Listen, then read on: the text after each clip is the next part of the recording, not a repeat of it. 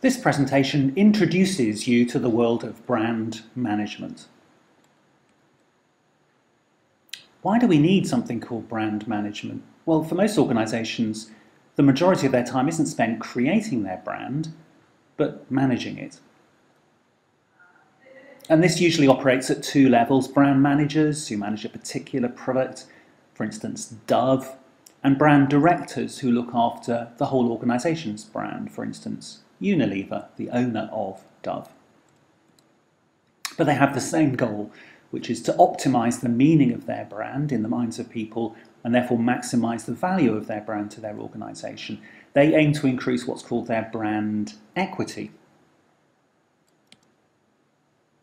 The job has four dimensions to it, starting at the top right, setting long-term strategy for the brand.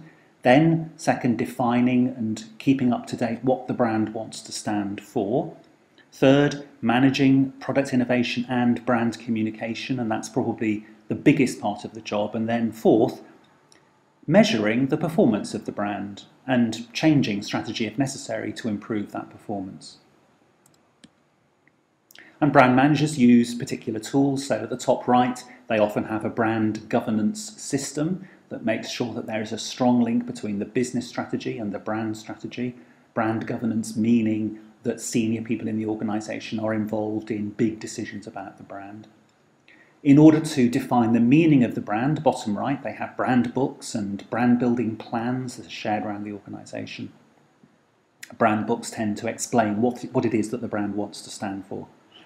And then to manage innovation and communication, they have brand manuals, guidelines, toolkits, which people around the organisation can refer to, and they have brand education courses to educate people and their agencies in what the brand is trying to do.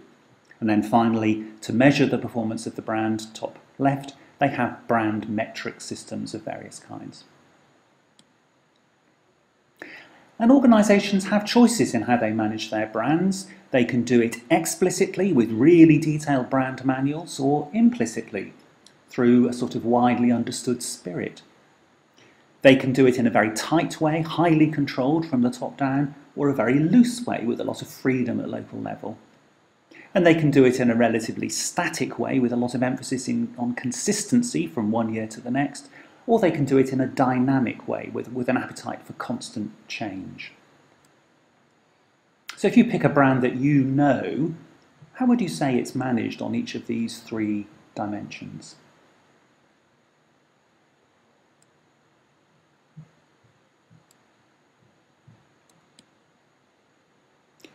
An important phenomenon is the idea of licensed brands, because a lot of organisations choose not to control their brands directly, but to license them to semi-independent operating companies. So the Virgin brand is licensed to around 400 different Virgin companies. PwC, the accounting and consulting firm, is licensed. The brand is licensed to 159 different national firms, one in each country around the world. The famous IKEA brand is licensed by a company called Inter IKEA to businesses that operate IKEA stores in different countries around the world. And McDonald's as a brand is operated 85% by franchisees working under license. They buy a license to use the brand. The job of brand manager is changing from management, keeping things the same, maintaining consistency, being logo cop, working within the marketing department, very much about enforcing rules, to something bigger and more creative, brand leadership, creating new things, encouraging not consistency but cohesion, becoming brand coach to colleagues across the organisation, working right across the company and sharing tools. I wonder why this is happening.